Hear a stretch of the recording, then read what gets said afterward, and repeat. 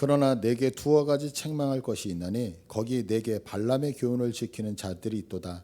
발람이 발락을 가르쳐 이스라엘 자손 앞에 걸림돌을 놓아 우상의 제물을 먹게 하였고 또 행음하게 하였느니라.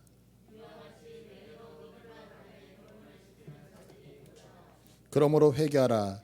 그리하지 아니하면 내가 내게 속히 가서 내 입의 거음으로 그들과 싸우리라.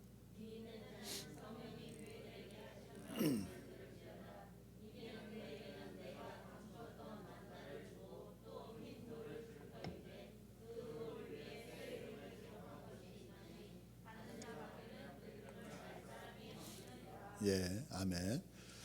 지금 우리는요 이제 아시아에 있는 7교회에 대해서 살피고 있죠. 그래서 오늘 이제 세 번째 시간으로 버가모에 대해서 우리가 지금 살펴볼 것입니다.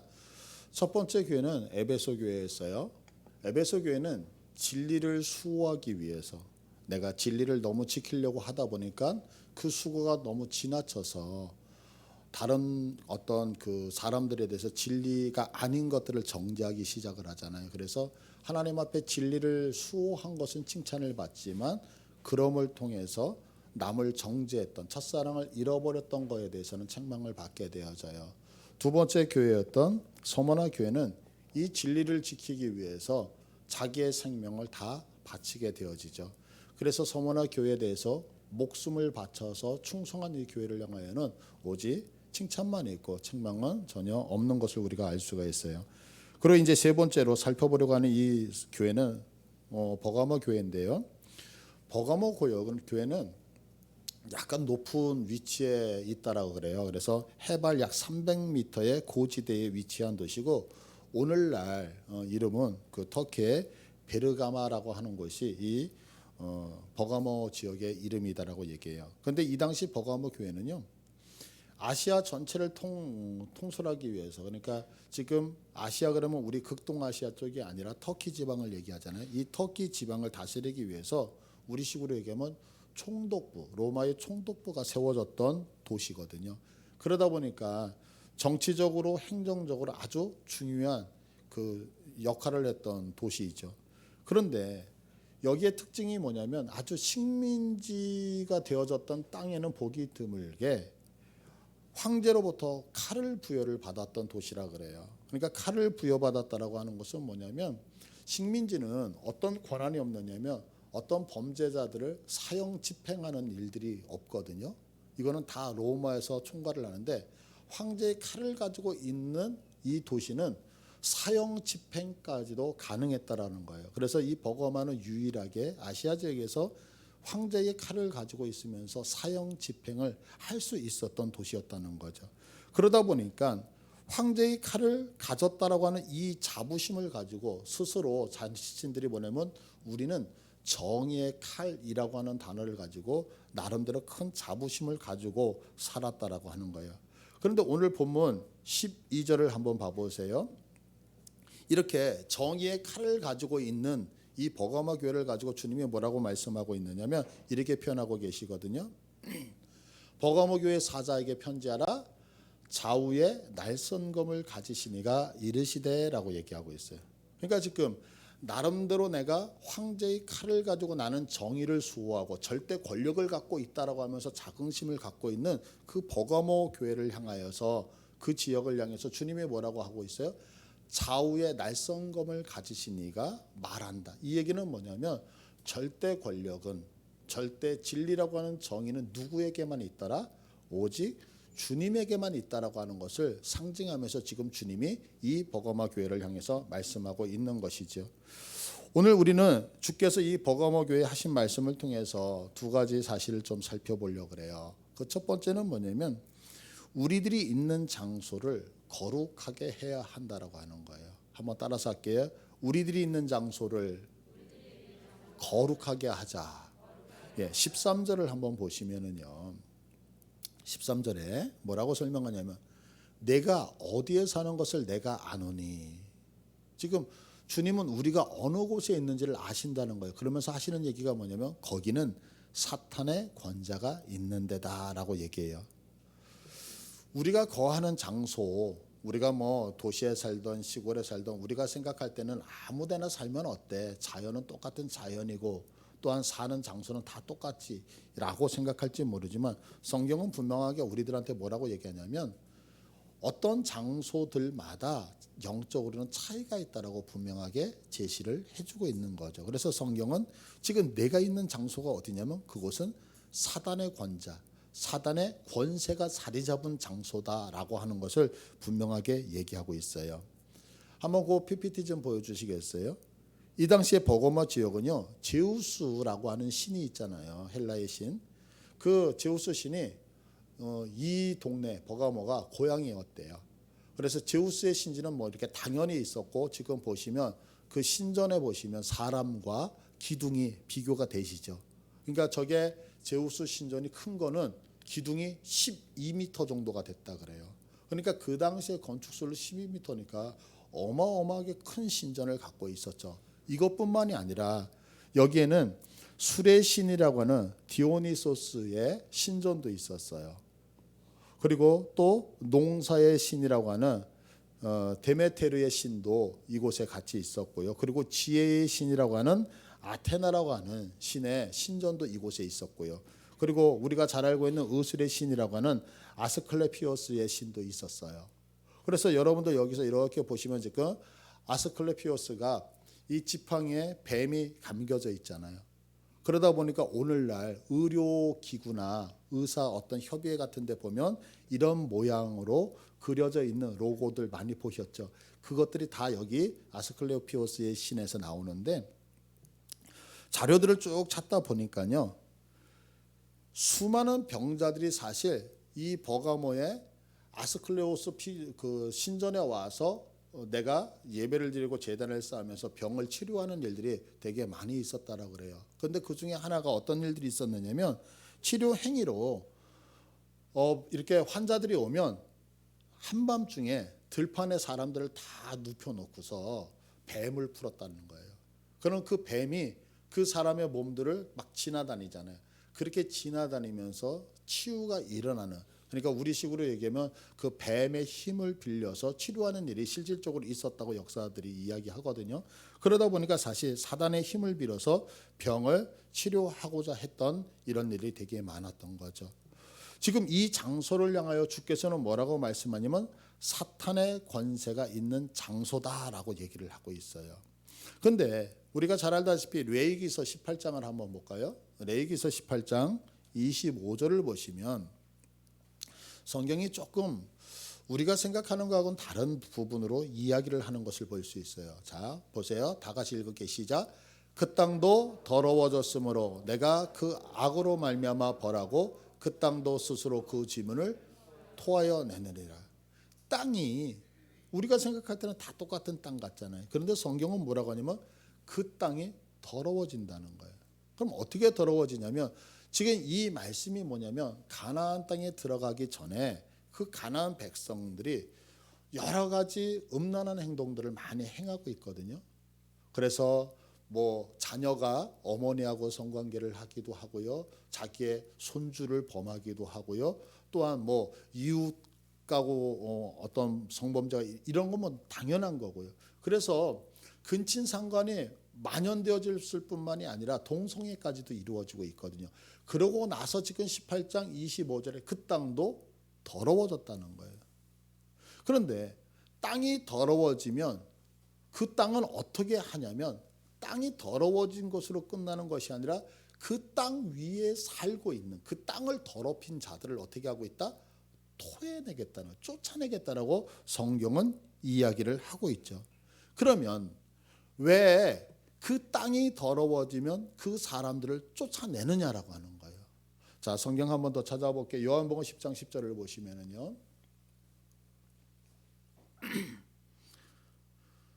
요한복음 10장 10절 보시면 도둑이 오는 것은 도둑질하고 죽이고 멸망시키려는 것뿐이요 내가 온 것은 양으로 생명을 얻게 하고 더 풍성히 얻게 하려는 것이다. 주님께서 말씀하시는데 주님과 사단을 완전히 비교하시거든요. 그럼 주님이 이 땅에 오시는 이유는 뭐냐면 우리에게 좋은 것을 주시고 내가 갖고 있는 것을 더 풍성하게 하시기 위해서 주님은 이 땅에 오신다는 거예요. 그러나 사단이 이 땅에 오는 것은 뭐냐면 우리는 분명히 하나님 앞에 큰 은혜를 다 받았잖아요. 근데 받은 은혜들을 다 빼앗고 도적질하기 위해서 사단이 이 땅에 온다라고 얘기를 하고 있는 거예요. 바로 땅이 더러워진다라고 하는 얘기는 뭐냐면 하나님이 우리에게 주시겠다라고 하는 은혜와 축복을 빼앗기 위하여, 그래서 우리가 그 안에서 살지 못하도록 만드는 거죠. 오늘날로 얘기하면 이런 것들이에요. 여러분들 돈을 많이 번다라고 해서 많이 누리는 것은 아니거든요. 그래서 우리들의 일상을 보면 내가 분명히 수입이 많아요.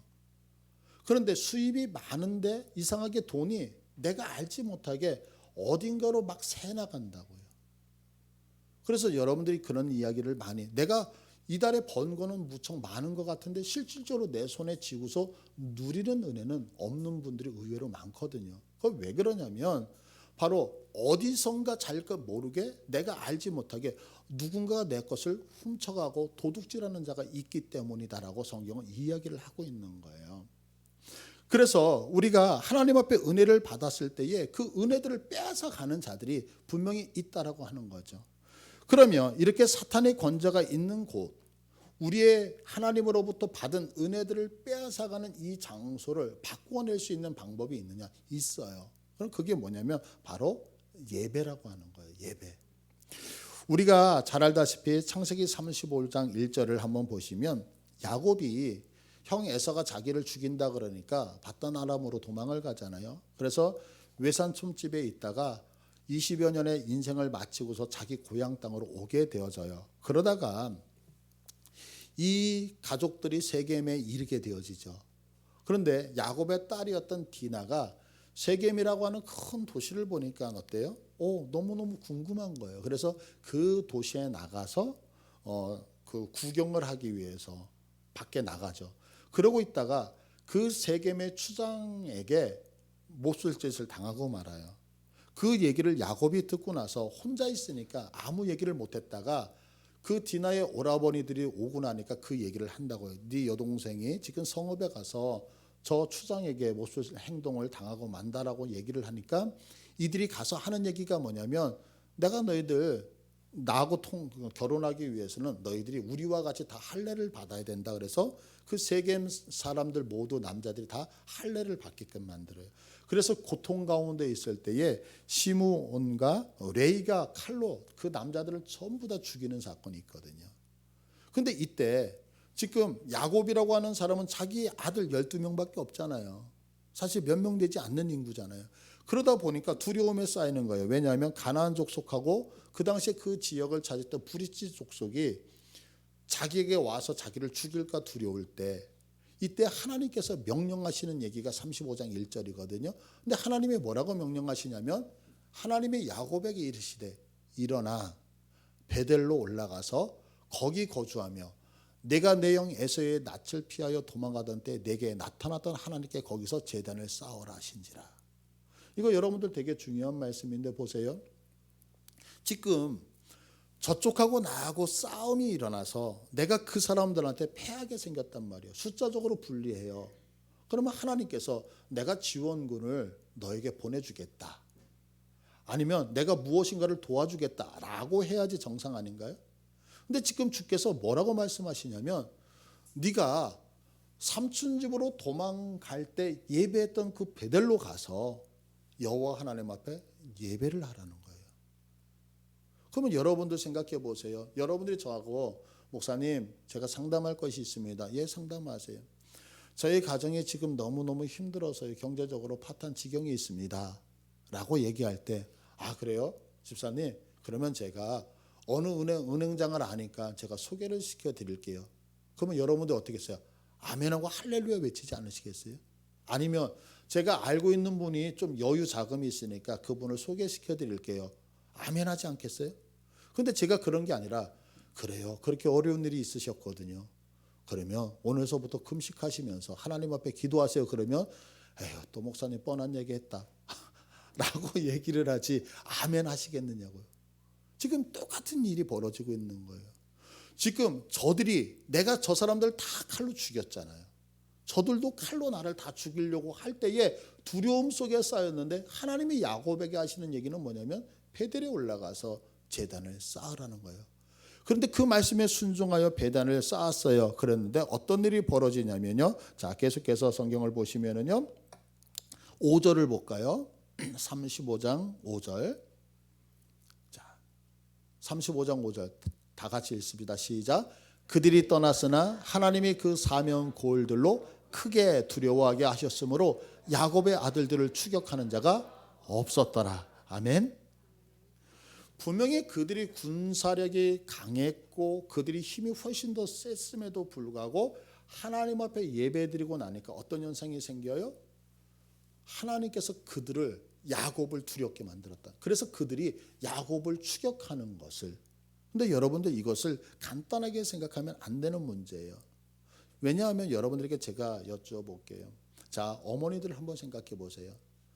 내 자녀가 저한테 맞아서 죽었어요. 내 자녀가 저한테 죽었어요.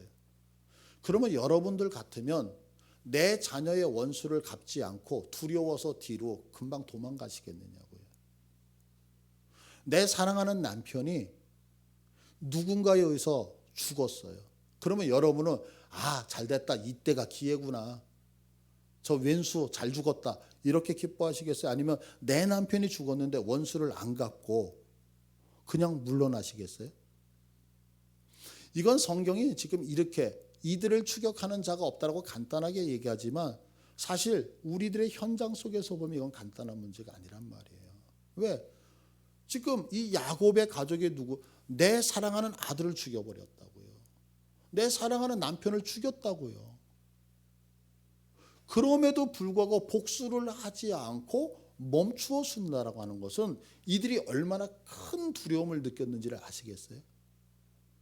그러니까 지금 우리의 것을 빼앗아 가려고 할 때에 그 하나님께 예배 드리는 그 예배가 별것이 아닌 게 아니라 그 사람들이 갖고 있는 가장 상식적인 것을 초월하여 막아내시는 것들이 예배를 통하여 나타나고 있단 말이에요. 이것뿐만이 아니라 계속해서 성경은 이렇게 설명을 하고 있어요. 사무엘하 24장 19절을 보시면은요. 사무엘하 24장 19절. 다윗이 어느 정도 이제 자기의 왕국이 안정이 되어지는 거예요. 그래서 다윗이 자기의 장군들에게 이야기하는 것이 뭐냐면 저기 단에서부터 부에셀까지 돌아다니면서 인구 조사를 하라고 얘기를 해요. 이 당시에 인구를 조사를 한다는 것은 두 가지가 있거든요. 하나는 뭐냐면 인구 조사는 왜 하냐면 세금을 걷기 위해서 하는 거예요. 그래서 우리나라의 세금을 바칠 수 있는 사람이 몇 명이나 되고 얼마의 세금을 징수할 수 있을까. 그리고 두 번째는 인구 조사를 한다는 것은 뭐냐면 우리가 군인으로 병력을 착출을 할 때 몇 명 정도 착출을 할 수 있을까라고 하는.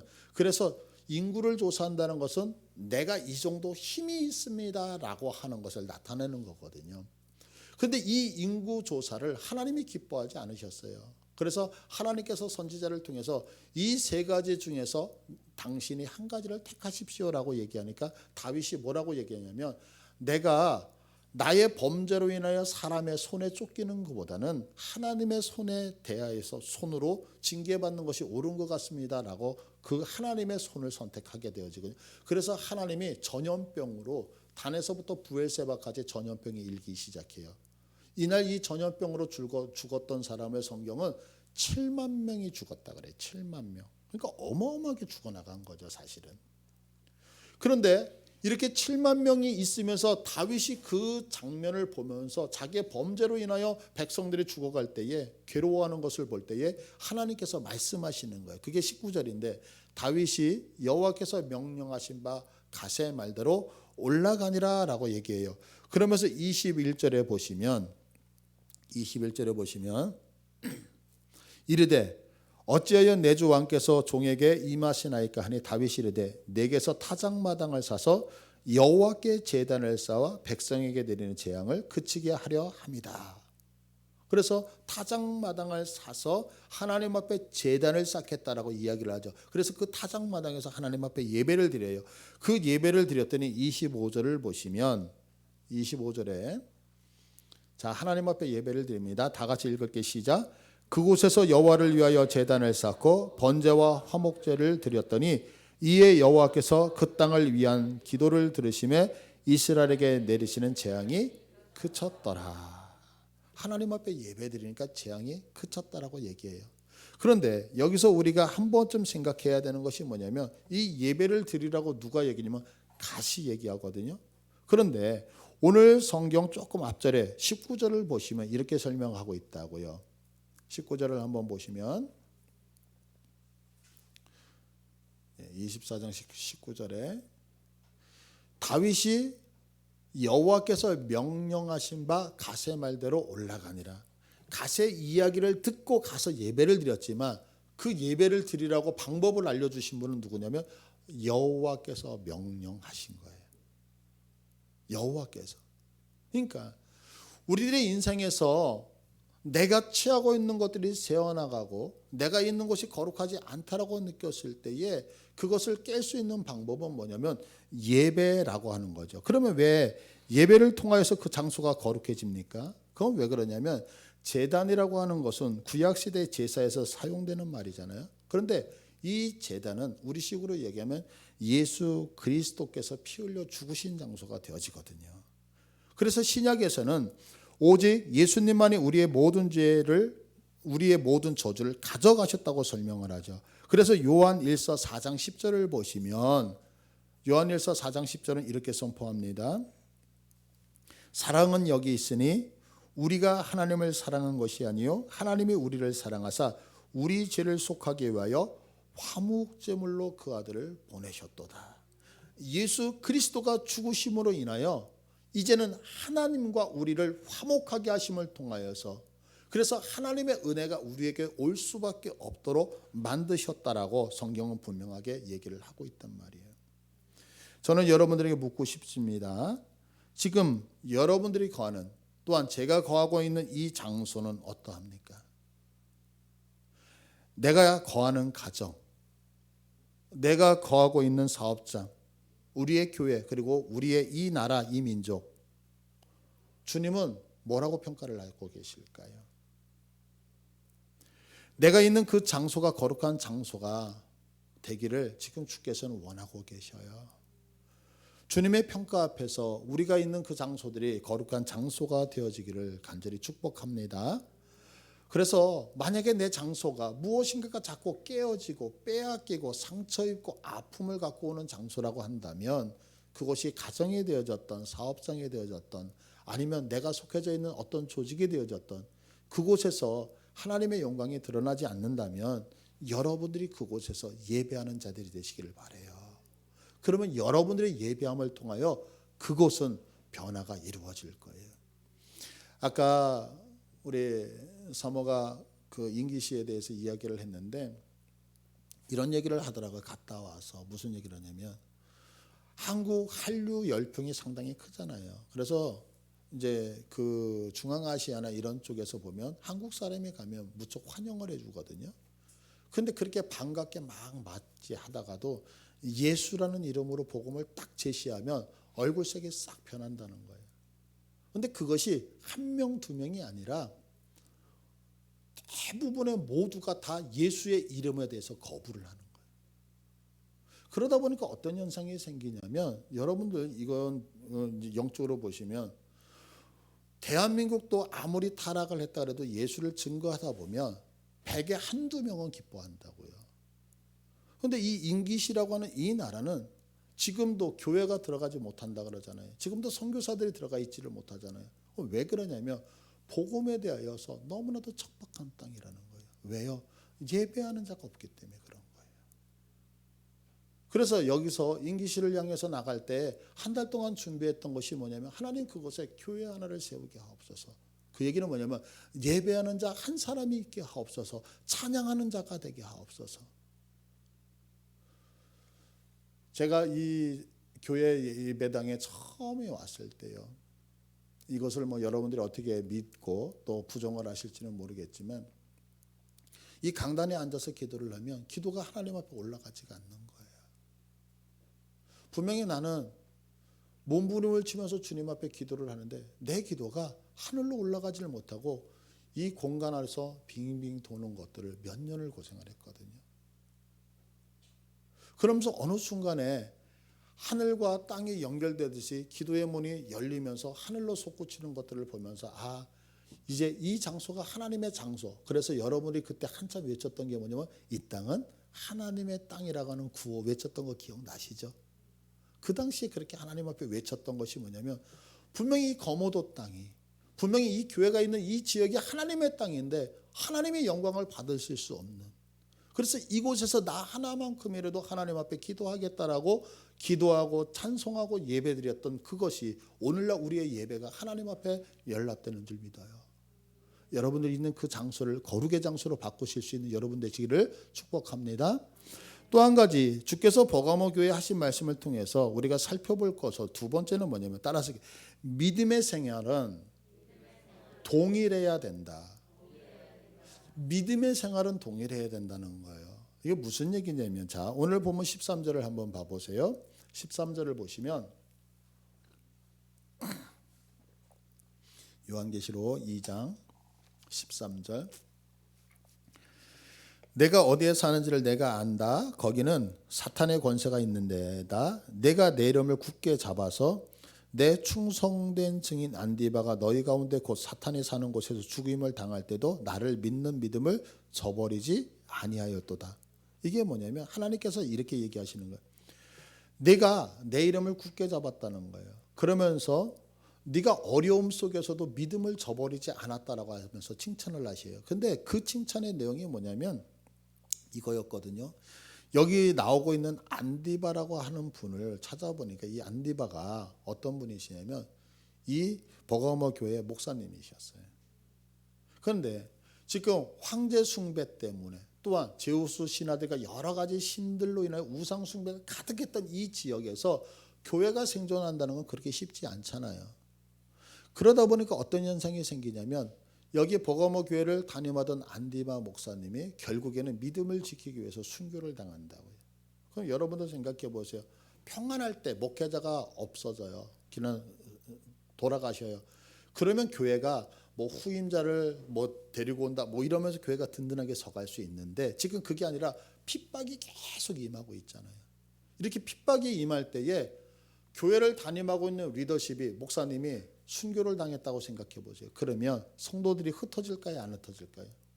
성도들이 무서워서 흩어질 수밖에 없죠. 그런데 이 버가모 교회는 흩어지지 않았다는 거예요. 그래서 성경이 뭐라 그러면 내 이름을 굳게 잡아서 나를 믿는 믿음을 저버리지 아니했다는 거예요. 너희들의 목사님이 돌아가셨음에도 불구하고 너희들이 믿음을 잘 지켜냈다고 이렇게 얘기를 하고 있는 거예요. 이게 지금 버가모 교회를 향한 칭찬이었다고요. 그런데 14절을 보시면 성경이 뭐라고 얘기하냐면 14절에 그러나 내게 두어 가지 책망할 것이 있는데 첫 번째는 뭐냐면 내게 발람의 교훈을 지키는 자들이 있더라. 그렇게 칭찬하는 교회였는데 내가 너희들에게 책망할 것이 하나가 있는데 한 가지는 내게 발람의 교훈을 지키는 자들이 있다. 그리고 두 번째는 뭐냐면 우상의 제물을 먹게 하였고 행음하였다는 거예요. 그런데 이것이 무슨 얘기냐면 보세요. 우리의 신앙을 한번 여러분들이 잘 보잔 말이에요. 우리는 신앙생활을 할 때 우리가 생각할 때 믿음에 경중이 있는 것 같아요. 믿음의 생활할 때 어떤 것은 되게 중요하고 어떤 것은 중요하지 않다라고 생각하는 것 같단 말이에요. 그래서 우리가 생각을 할 때 예를 들어서 이런 것들이 있죠. 주일 성수. 이 주일날 11시 예배는 아마 제가 생각할 때 우리 성도들 중에서 빠지는 분 거의 없으실 거예요. 왜냐하면 여러분들 생각 속에 이 11시에 드리는 주일날 11시 예배는 중요하다라고 생각을 하기 때문에 그런 거죠.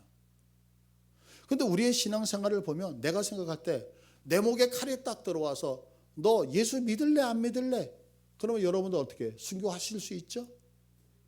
왜냐하면 그거 부정하면 난 지옥에 가고 그거 부정하면 하나님 앞에 뭔가 아닌 것 같은 생각 때문에 내 목에 칼이 들어올 때 다 순교를 할 거라는 거죠. 그러나 지금 이 버가모 교회의 문제는 뭐냐면 그렇게 큰 거는 믿음을 잘 지켜냈어요. 그래서 목숨까지도 바쳤는데 문제는 뭐냐면 우리의 일상생활 속에서 있는 작은 것들은 무시를 했다는 거예요. 이게 무슨 얘기냐면, 자, 우리식으로 적용할게요. 11시 예배는 무조건 무슨 일이 있어도 여러분들이 뭐 가정에서 누군가가 반대하더라도 핍박이 오더라도 나는 하나님 앞에 예배 드려야 돼. 11시 예배는 당연히 목숨 바쳐서 드리는 거예요. 그러나 오후 예배는, 수요 예배는, 금요 예배는 드려도 되고 안 드려도 되고 라고 우리들 안에서 경중을 따지고 있다는 거죠. 내가 주님을 부정할 수 없기 때문에 순교까지는 당할 수 있지만 일상생활 속에서 나가서 술 한잔 먹는 거, 그거는 내가 사업을 하기 위해서, 내가 인생 속에서 세상 사람들하고 함께 더불어 살아가기 위해서 그 정도는 상관이 없다라고 하는 거예요.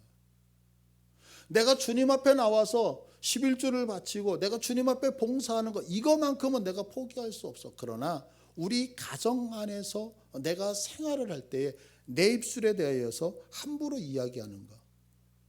그러니까 성경은 우리들에게 하나의 입술을 가지고 하나는 긍정, 하나는 부정적인 얘기를 범할 수 있느냐고 말하고 있는데, 내가 하나님 앞에 예배하는 것들은 당연히 이것은 목숨 바치는 데 반하여서 세상에 나가서 행동하는 것들은 너무너무 쉽게 생각한다는 거죠. 그런데 이렇게 생각하는 이유가 뭐냐면 15절을 보시면 이렇게 설명을 하고 있어요. 15절을 봐보세요.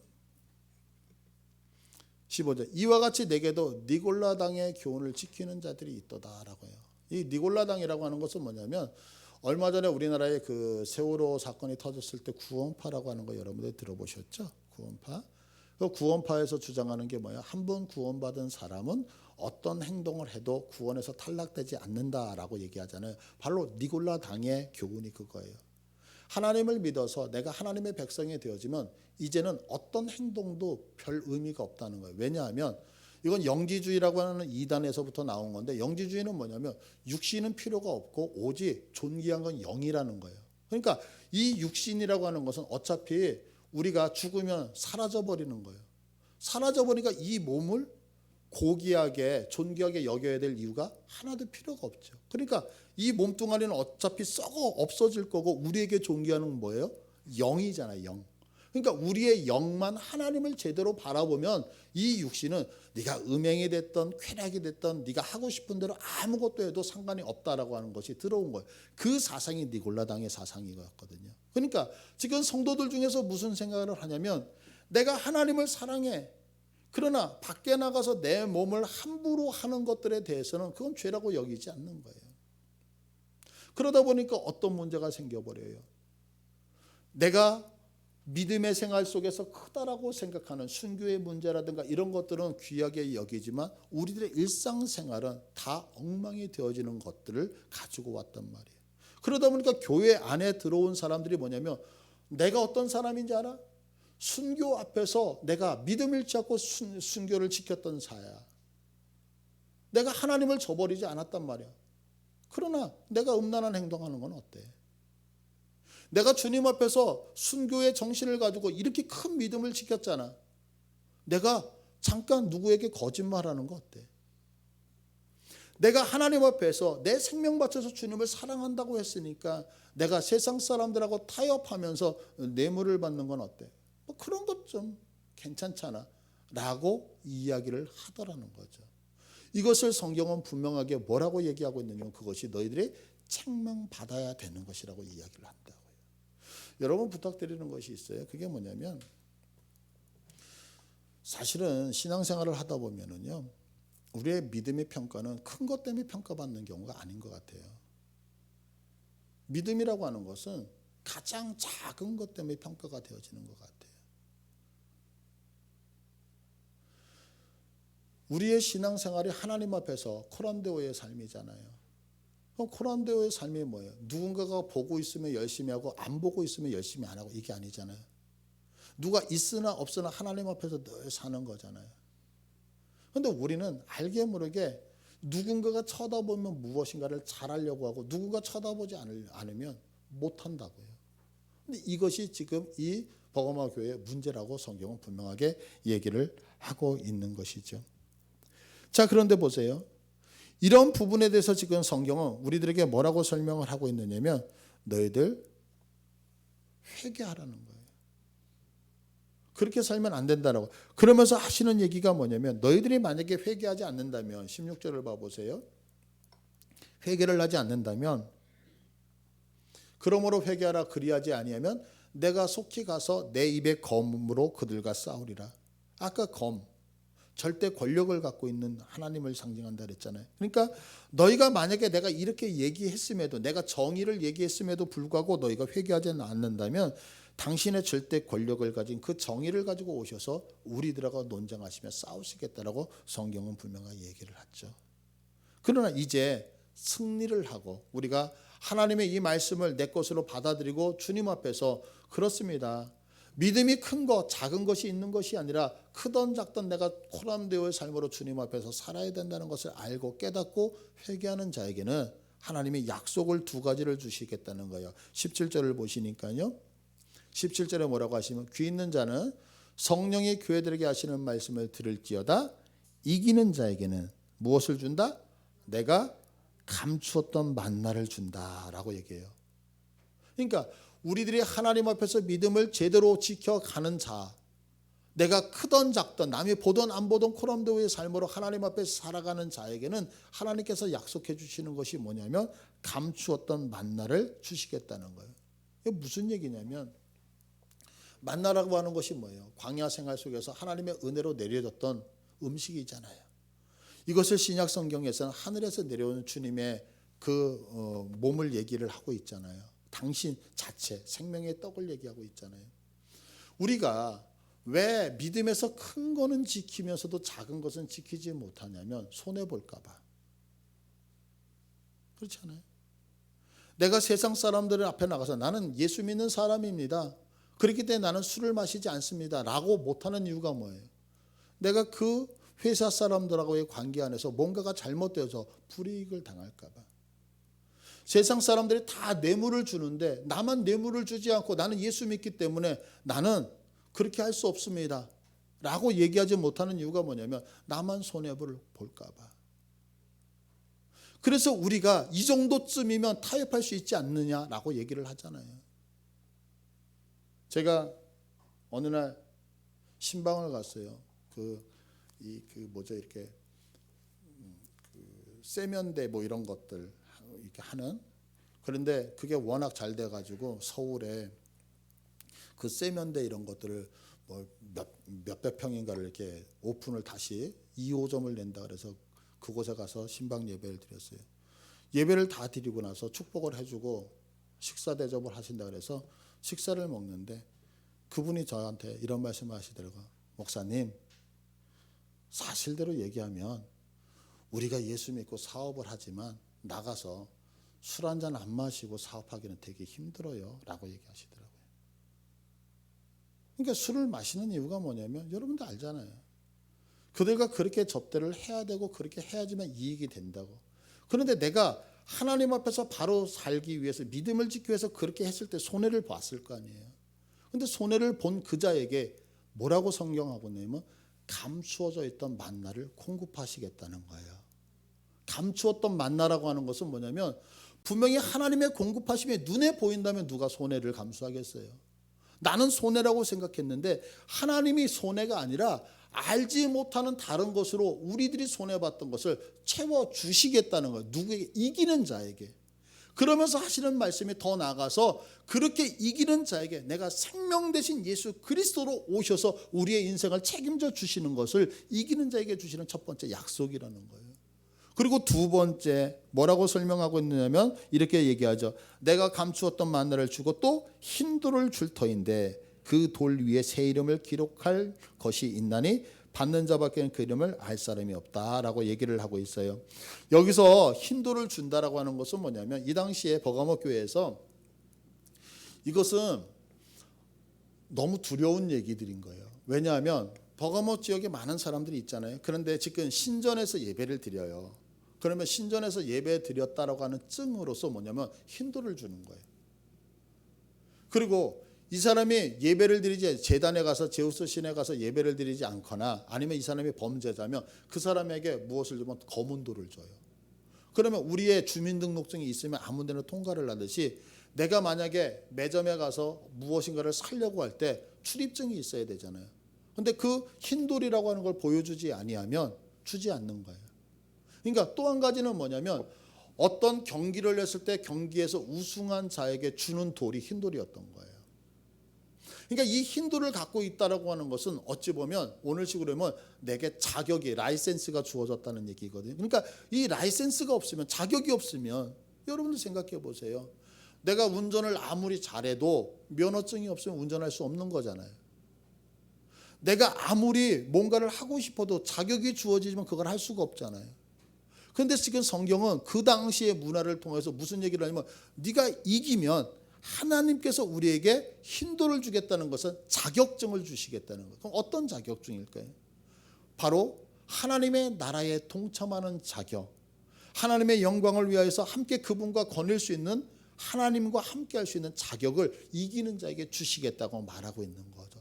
그 당시의 문화 속에서 흰돌을 준다라고 하는 이것이 버가모 교인들에게는 다 알고 있었던 내용이고 얼마나 큰 위로인지 알 수 있는 거죠. 왜? 이들은 지금 검은 돌을 갖고 있는 자들이잖아요.